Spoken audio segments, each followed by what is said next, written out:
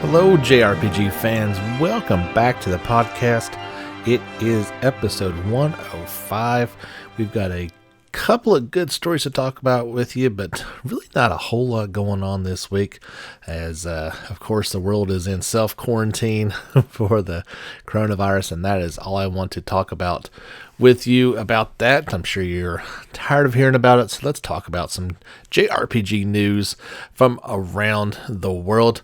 I want to kind of start with some final thoughts about Trials of Mana that I had, and we will then give a teaser later on in today's podcast about what our Sunday special is going to be. And a hint, it's not a soundtrack. I'm actually going to do a show for you guys. I appreciate you guys still listening in to the Sunday special, even though I had pre-recorded those, obviously, when I was on vacation. But how are you doing? How are you holding up? Are you working from home like I've been doing? Are you just kind of waiting to see what happens and hoping for the best?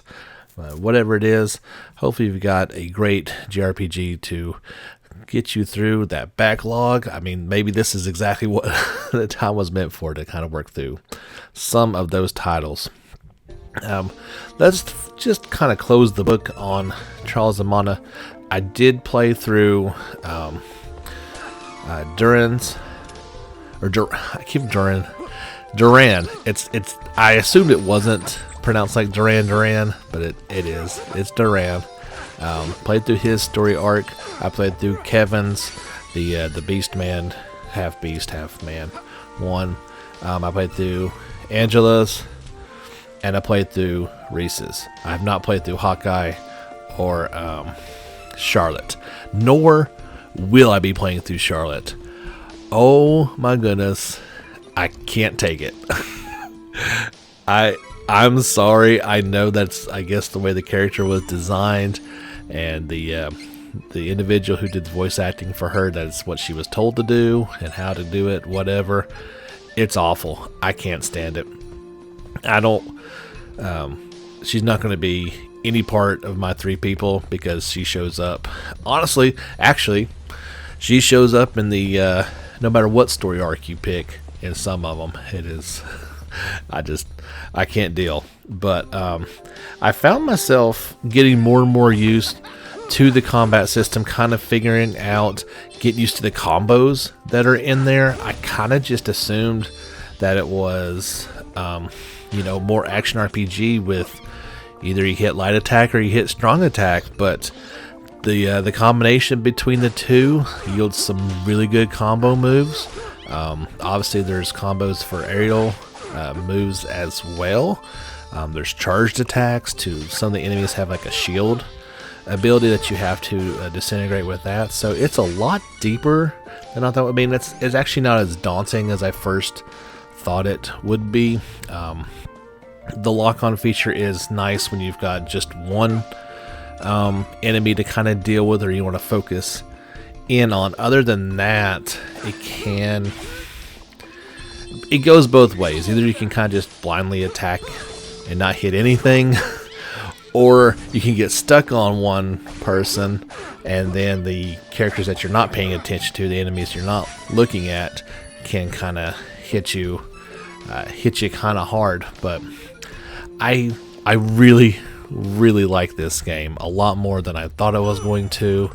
I'm really interested to get into it when it does come out. That is still my plan. Is I'm going to skip Royal for now, head into Remake. Once I'm done with it, see what kind of funds are available, and try to pick up Trials of Mana. Plus, I know it's only a small difference, but it's coming out at $50, so every little bit kind of helps as well, as funds are tight for all of us, I am sure. One thing I did figure out, and I complained about in the last podcast, I thought you had to hold down the left trigger, or if you mapped it to the right trigger, hold that down. It's not the case. You just click it once, and then you start running So it's not, I was incorrect in my upsetness over this.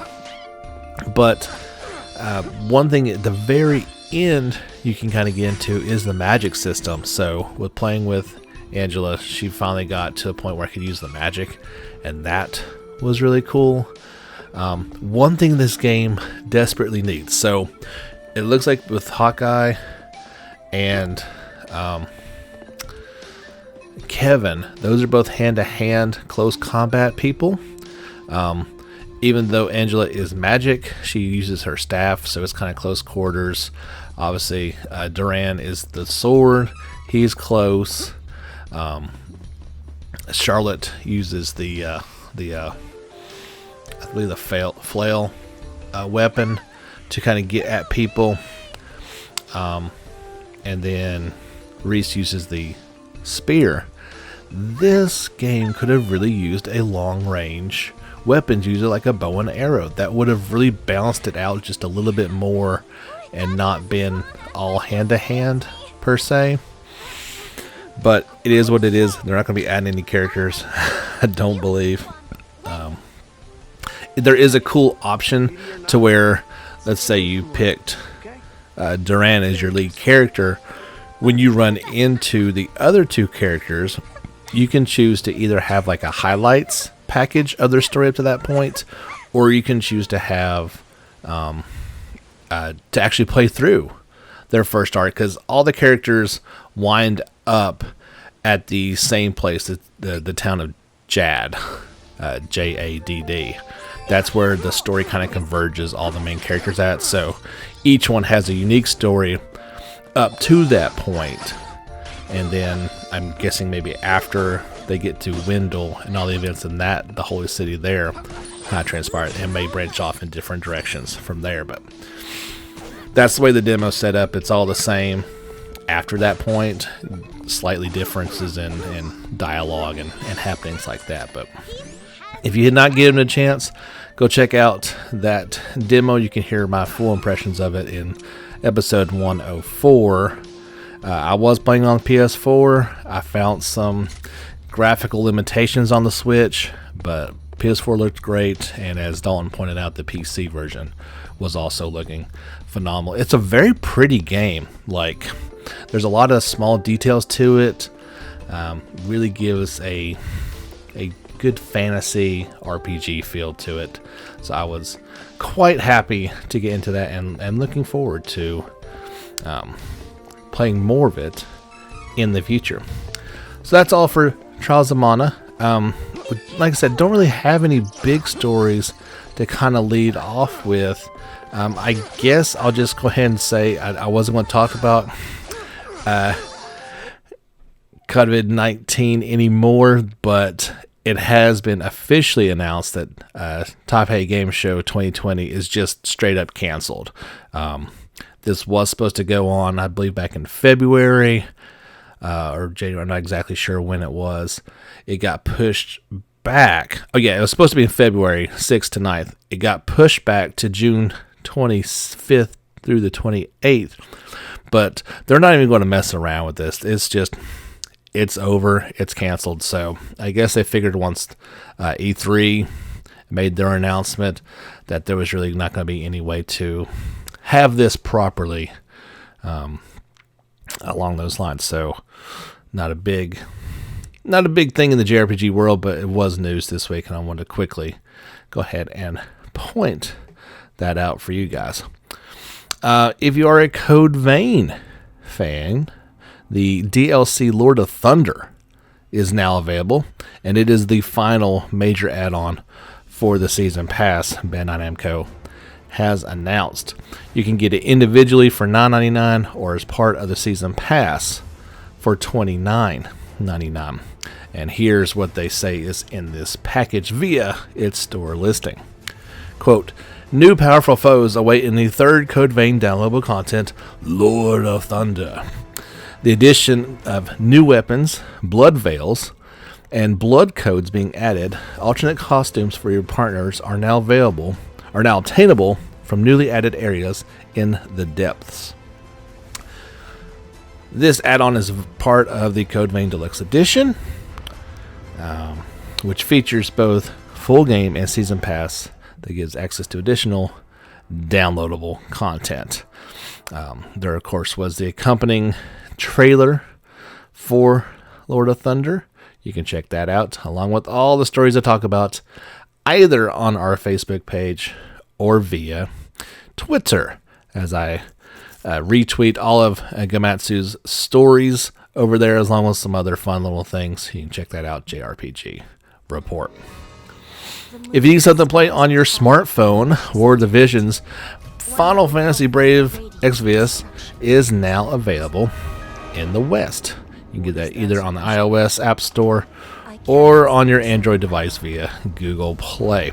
It's a free-to-play game with item-based microtransactions. Here is their overview of the game. They say, introducing a brand new Final Fantasy tactical RPG worldwide adventure. In the latest work of the Final Fantasy Brave Exvius series, experience a battle that remained unknown until now. Characters from past Final Fantasy titles will be included. Twin princes and a beautiful steel maiden. The War of the Visions begins. This battle system is the pinnacle of tactical battles presented in 3D terrains with various elevations. They say aim for victory by employing unique strategies for each battle. Auto battle and increased speed settings are also available, allowing beginners to play with these. Ooh, I might actually try this now. I'm terrible. If I can't auto battle on my mobile games, I don't do it. Like, I just don't have time for that, and my big fat fingers when trying to press little buttons on my phone just doesn't usually work out well. The game looks, obviously it is inspired, at least in part, by Tactics. So if you're a fan of that and looking for something fun to play on your phone, maybe you should check that out. There's even the new launch trailer available for it, of course, as well.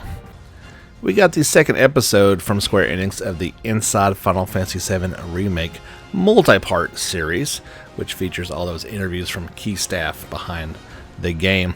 The second video kind of highlights more of the story and characters from Remake. It'll feature interviews with producer Yoshinori Katase, story and scenario writer Kazushijin Nojama, co-director and scenario design Motomu Toriyama, and co-director game design and programming Noki Hamaguchi. I did actually get a chance to watch this one. I didn't see the first one that they put out before, and it definitely takes a deep dive on the main characters that we've seen so far. No Red 13 or anything like that, or any of the Turks. It definitely focuses on the main four, plus the members of Avalanche a little bit. They kind of talk about them more in general, but it was interesting to see kind of their approach from, especially those ones who worked on the original and then worked on this one, in terms of, hey, you know, the first one was a dialogue game that players had to read, whereas I don't see any text boxes. I think everything has been voice acted in this one, at least, 99% of it, right? So the differences in how you tell that story as opposed to this one, that they were super faithful to the original game, but had to make certain changes in order to make it work. I mean, the characters could not have just read their lines from the first game. It would have made no sense whatsoever. It would have been ridiculous. So they really talked about walking that fine line of making a faithful translation, but also making sense and having to be more expressive with these characters. And I think they've done a pretty phenomenal job. It's about 16 minutes in length. I would definitely encourage you to check that out if you are so inclined. No real spoilers. They even talk about some things that they really shouldn't or can't talk about just yet. So what they don't talk about, they say there's things that we can't talk about until the game obviously comes out and gets in our hands. Hopefully,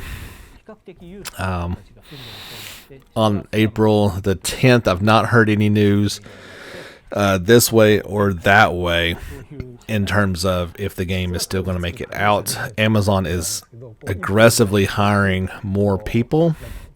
I can't say as far as other avenues that you may get this at. GameStop is obviously going to like a delivery only model as well, so it's hard to say where the world's going to be at in 2 weeks in terms of, but I'm more optimistic, I think, now with all the extra drivers and personnel Amazon has hired in terms of their capability of delivering the product to my door on the 10th, as I was maybe previously as well. But I'll keep you guys posted on anything I hear as far as that goes.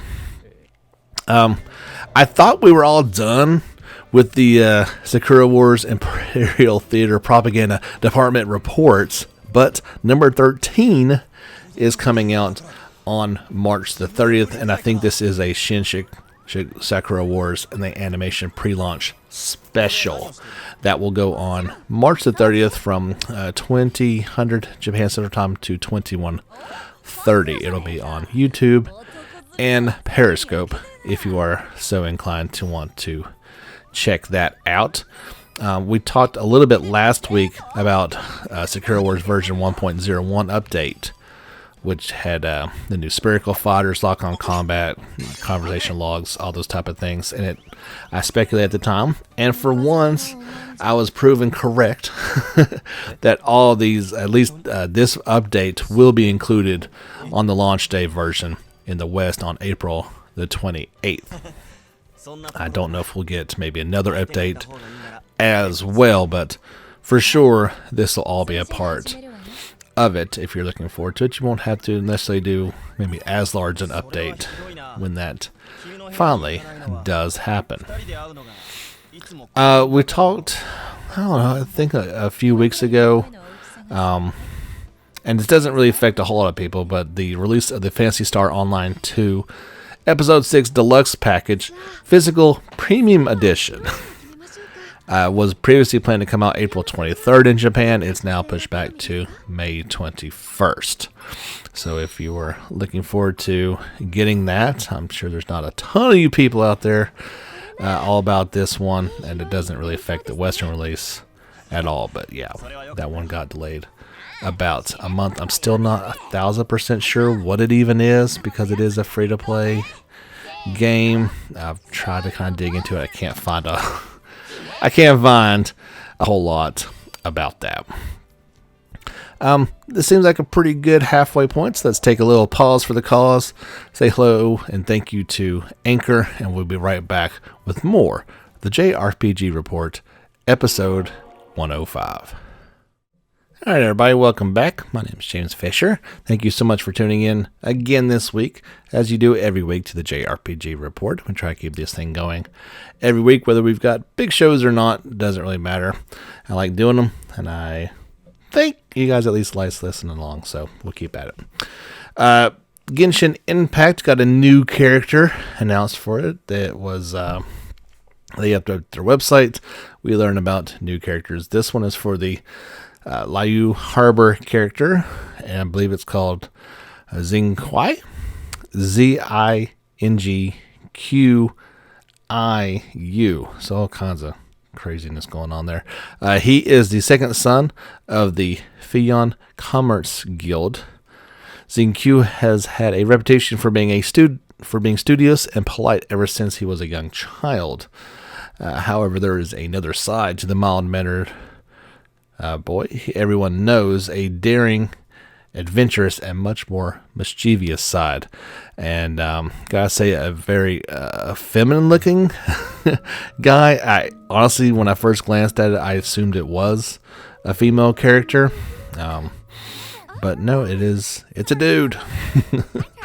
So yeah, we got another character adding to the growing roster of Genshin Impact characters. In the Liu Harbor, we've got now 1, 2, 3, 4, 5. In the Mondstadt characters, 1, 2, 3, 4, about 10 of them. So quite a few characters are popping up for this game coming for smartphones, PC, PS4, and Switch worldwide sometime in 2020. Sword was unable to use his, quote, armament full control art. Because of this, he was marked as P. As you increase each element's level, you unlock a higher class art. There are even communication and dates in this one. You can hit the town on dates with your party members, hold each other's hands, and even carrying them around while walking. That's one way to date them. Post-launch support for the game consists of both free and paid content. The free stuff includes monthly raids, the Ancient Apostle, daily quest, cubes, and new systems. But your paid DLC will be the Premium Pass, SAO coins, and the SAO shop. And of course, no story would be complete without the accompanying trailer for it. You can check that out on the Facebook page, as well as the link to the live stream that gets dates and times for the gameplay elements as well. In addition to the previously announced early bonus specials, the original costumes by users will also receive 200 SAO coins for pre-ordering this game early. Sword Art Online, what is it? I keep wanting to say Alicization Lycurus is due out for PS4, Xbox One, and PC via Steam on May 21st in Japan, May 22nd in the Americas and Europe. We do cover games that are not technically JRPGs, but are inspired by the games, more likely of yesteryear, that hold a near place in our hearts. One of those such games, it just met its Kickstarter goal, and is trying to come out in a 2020 or a 2022 release that is called Sea of Stars. It's by Sabotage Studio, and it's a turn-based RPG prequel story to The Messenger, which came out for consoles and PC. It's inspired by 90s classics, and of course is that prequel story. The game is planned to come out on PCs and PC via Steam in about 2 years. Combat challenges players to coordinate adaptive strategies while thwarting opponents with preemptive attacks, rewarding carefully timed strikes, and interrupted advances. With 6 playable party members, distinct in fighting style and personality, experimentation is key to discovering devastatingly powerful new matchups. There's no need to grind to unlock a character's true potential either, as character progression is balanced to flow along with the story. Sea of Stars' journey prioritizes meaningful encounters over enduring dozens of the same fights. Looks pretty cool. Like you really want to check this trailer out, because it kind of has, sometimes you see these retro inspired games, and yeah, they look the part, but they almost look like it too much. This one looks it, but looks clean and crisp. But then the animations and the attacks and all the stuff going on, the enemy designs are all very much using modern assets in order to make it come alive.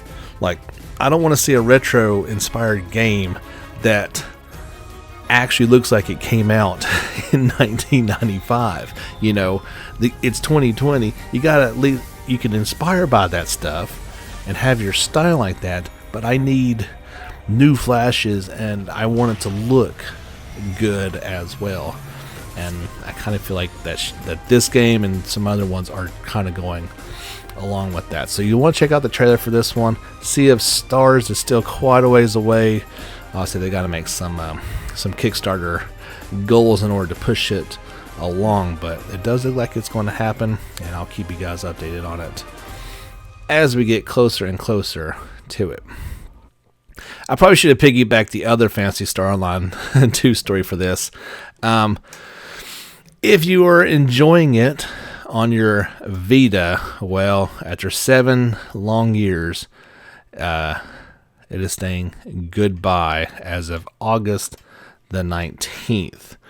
Sega believes that with the production of the hardware ended back in last March, it would be difficult to continue long-term operation. Additionally, while in-game production and behavior in Infinite Star Online 2 updates thus far have been adjusted to work with the capability of the Vita, Sega wants to achieve higher quality production and behavior in future updates. It just kind of makes sense.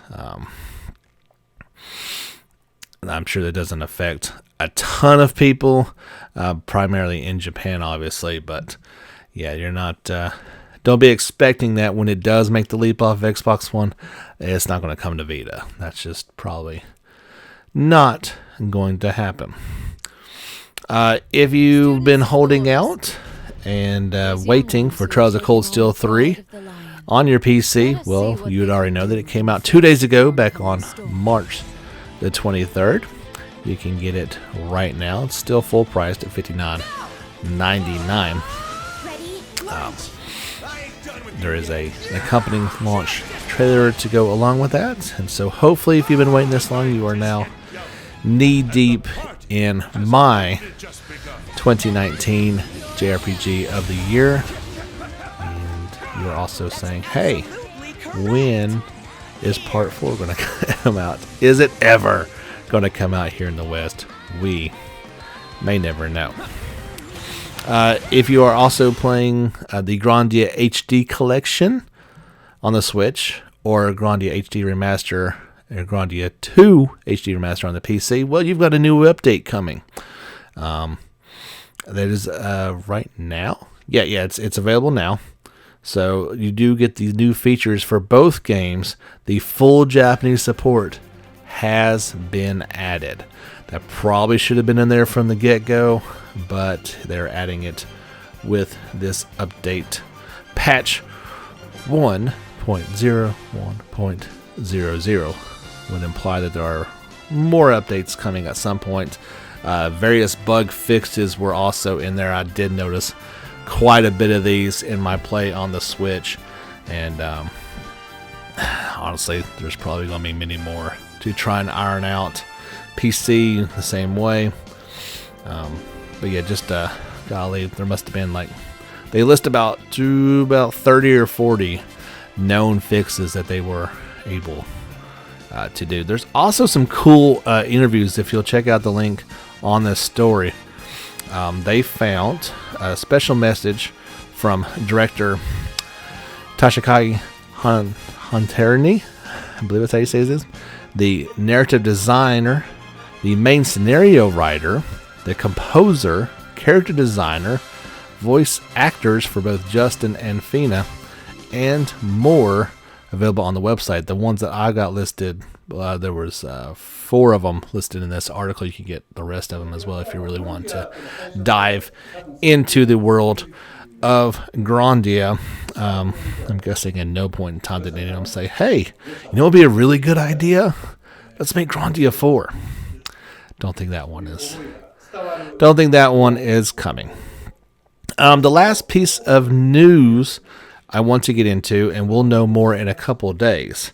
So the Complile Heart president, he teased an announcement coming up on March the 28th. It's of, quote, the final entry in a, quote, popular numbered series, which will come out in the March 28th due issue of Dengeki Playstation. So that is the last paper edition of this magazine coming out in Japan. And so company president Norihashi Kanashiwa teased a final entry in this as well. Here is the announcement. He was standing in front of this, like, blurred out wall, and it looks like it is all the different Neptunia titles behind him. You can't quite tell what's going on, but that's what it certainly appears to be. Here is his official statement. In this announcement regarding the, quote, the final entry in our popular numbered series, end quote, we recently reported this on the Complile Heart Twitter account, but our new title will be announced in this March 28th issue of Dengeki Playstation, which will end its regular publication. he thought, why not reach our finales together, and took the leap to make this final entry. A page of our history will conclude alongside the March 20th release issue of the Dengeki Playstation. I hope everyone will buy the issue, and please support us until the end of Ventura. I thought just publishing the news in the magazine first was too small, so I've taken this opportunity. There was a video message at the end with the letter F appearing on the screen, followed by, pick up this magazine. So they launched together, and at least in the company president's eyes, that they should end this together. Now, this sounds bleak, like especially for Chris and Dalton. They were not very happy that this series would come to an end. I believe it's what they're saying is this is the final Neptunia numbered game, and I believe it will be number 8. The series is not ending by any stretch. I mean, we've already talked about VVVtunia as a spin-off, so I believe it's just a way of ending this series gameplay as it is known and was launched in this publication. It's not the end of these games by any stretch. It is Complile Heart's best known series. I don't think it's going anywhere. I just believe that they're not going to number them anymore. Would be my guess. I guess we'll have to wait and see exactly what the announcement is in a couple days, and I'll report on that in our next podcast. But hopefully I don't think it's bad news by any stretch. I think it's just different news. I don't know. So what are you doing to pass the time? What games are you guys playing? Maybe I'll post a question here on the Facebook page, and we can talk about it in next week's podcast about what games we're all playing. Are you going through your backlog? Are you picking up Royal in a couple days? Looking forward to it. What exactly are you playing? I'm in complete limbo right now. As I mentioned, I'm not picking up Royal, so I'm trying to figure out what I could kind of get into for the next 2 weeks, and I haven't made that determination.